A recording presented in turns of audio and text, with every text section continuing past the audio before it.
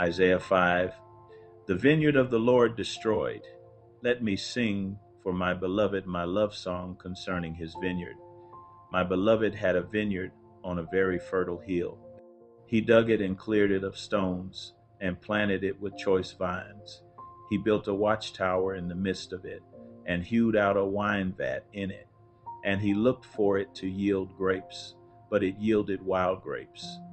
And now, O inhabitants of Jerusalem and men of Judah, judge between me and my vineyard.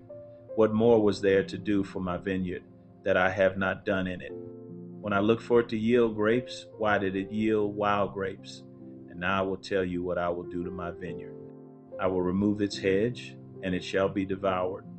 I will break down its wall, and it shall be trampled down. I will make it a waste.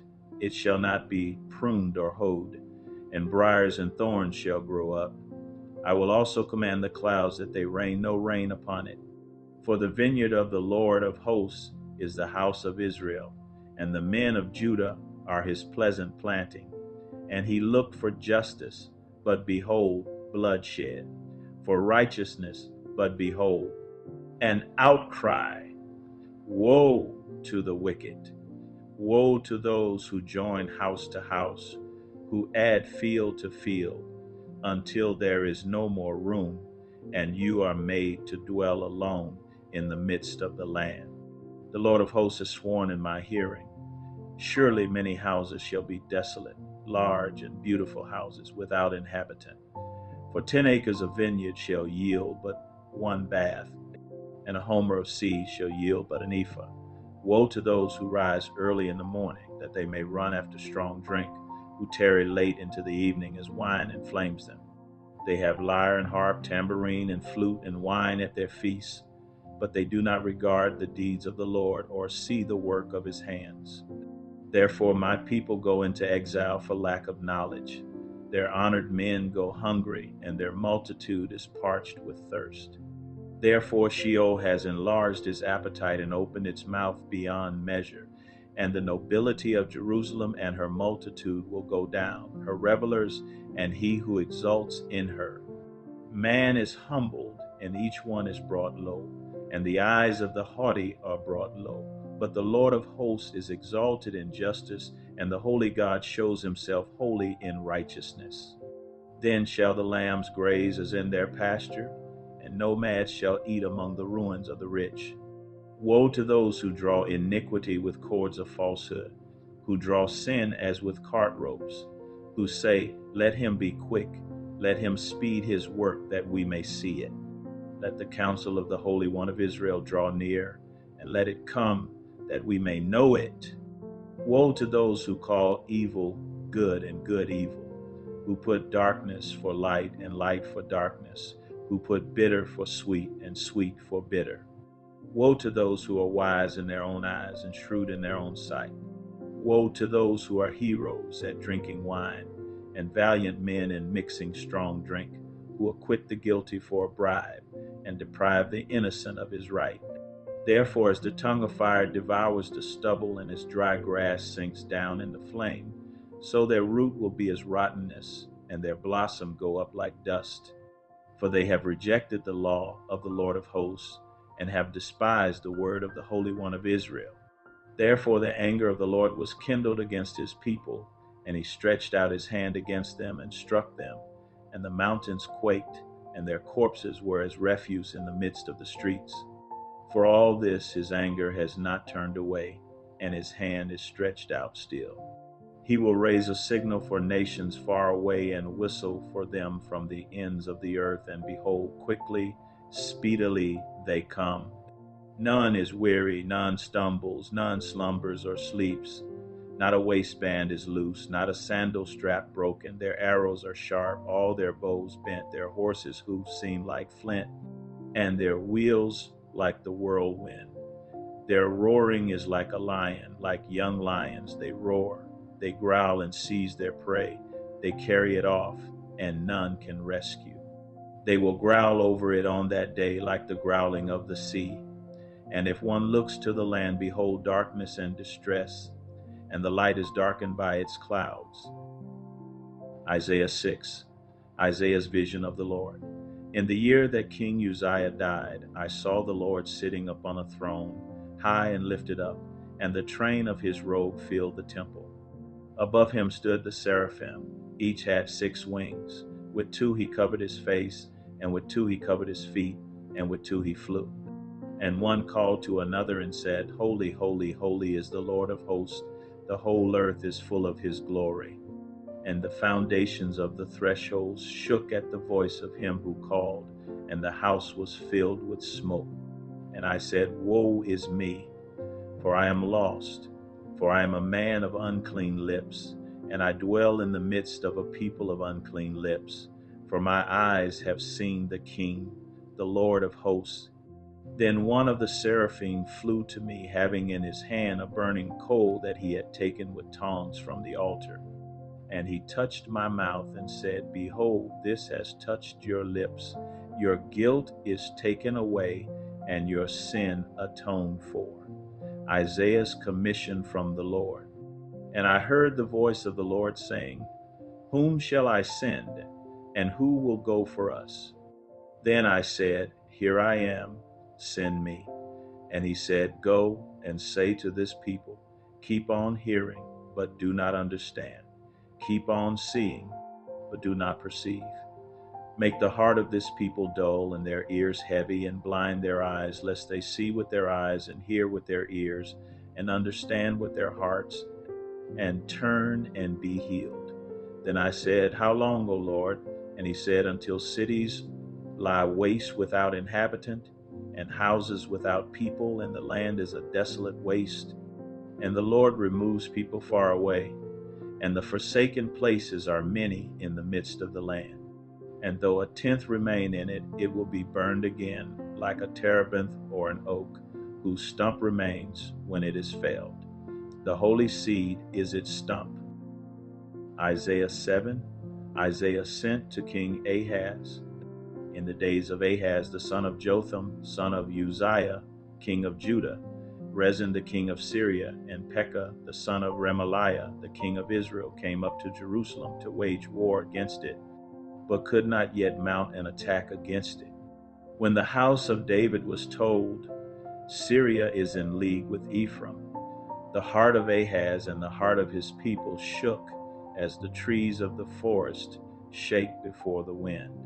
And the Lord said to Isaiah, Go out to meet Ahaz, you and Shear-Jashub your son, at the end of the conduit of the upper pool on the highway to the washer's field, and say to him, Be careful, be quiet, do not fear, and do not let your heart be faint because of these 2 smoldering stumps of firebrands at the fierce anger of Rezin and Syria and the son of Remaliah. Because Syria with Ephraim and the son of Remaliah has devised evil against you, saying, Let us go up against Judah and terrify it, and let us conquer it for ourselves, and set up the son of Tabeel as king in the midst of it. Thus says the Lord God, It shall not stand, and it shall not come to pass. For the head of Syria is Damascus, and the head of Damascus is Rezin. And within 65 years, Ephraim will be shattered from being a people. And the head of Ephraim is Samaria, and the head of Samaria is the son of Remaliah. If you are not firm in faith, you will not be firm at all. The sign of Emmanuel. Again, the Lord spoke to Ahaz. Ask a sign of the Lord your God. Let it be deep as Sheol or high as heaven. But Ahaz said, I will not ask, and I will not put the Lord to the test. And he said, Hear then, O house of David. Is it too little for you to weary men, that you weary my God also? Therefore the Lord himself will give you a sign. Behold, the virgin shall conceive and bear a son, and shall call his name Emmanuel. He shall eat curds and honey when he knows how to refuse the evil and choose the good. For before the boy knows how to refuse the evil and choose the good, the land whose 2 kings you dread will be deserted. The Lord will bring upon you and upon your people and upon your father's house such days as have not come since the day that Ephraim departed from Judah the king of Assyria. In that day the Lord will whistle for the fly that is at the end of the streams of Egypt, and for the bee that is in the land of Assyria.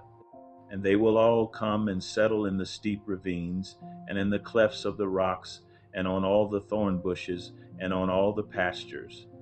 In that day the Lord will shave with a razor that is hired beyond the river with the king of Assyria the head and the hair of the feet, and it will sweep away the beard also. In that day a man will keep alive a young cow and 2 sheep, and because of the abundance of milk that they give, he will eat curds. For everyone who is left in the land will eat curds and honey. In that day every place where there used to be 1,000 vines, worth 1,000 shekels of silver, will become briars and thorns. With bow and arrows a man will come there, for all the land will be briars and thorns. And as for all the hills that used to be hoed with a hoe, you will not come there for fear of briars and thorns, but they will become a place where cattle are let loose and where sheep tread. Isaiah 8, the coming Assyrian invasion. Then the Lord said to me, take a large tablet and write on it in common characters belonging to Maher-shalal-hash-baz, and I will get reliable witnesses, Uriah the priest and Zechariah the son of Jeberechiah, to attest for me. And I went to the prophetess, and she conceived and bore a son.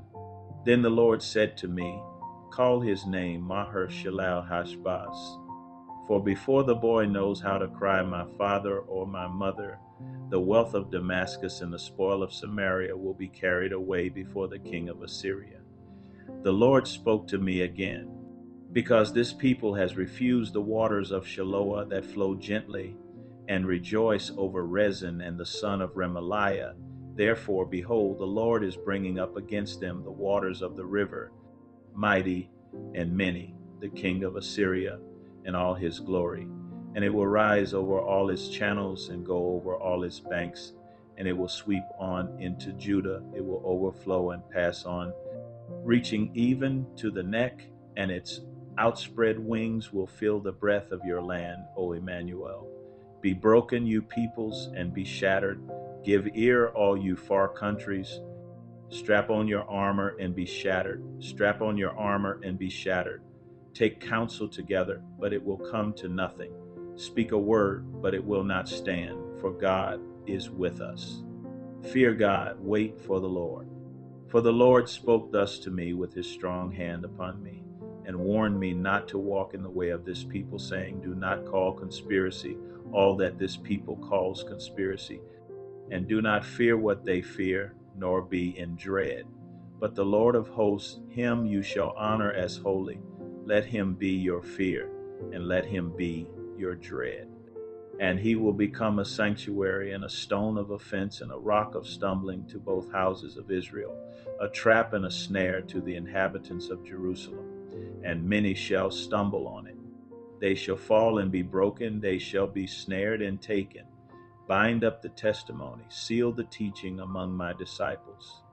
I will wait for the Lord, who is hiding his face from the house of Jacob, and I will hope in him. Behold, I and the children whom the Lord has given me are signs and portents in Israel from the Lord of hosts, who dwells on Mount Zion. And when they say to you, inquire of the mediums and the necromancers who chirp and mutter, should not a people inquire of their God? Should they inquire of the dead on behalf of the living? To the teaching and to the testimony. If they will not speak according to this word, it is because they have no dawn. They will pass through the land, greatly distressed and hungry. And when they are hungry, they will be enraged and will speak contemptuously against their king and their God, and turn their faces upward. And they will look to the earth, but behold distress and darkness, the gloom of anguish.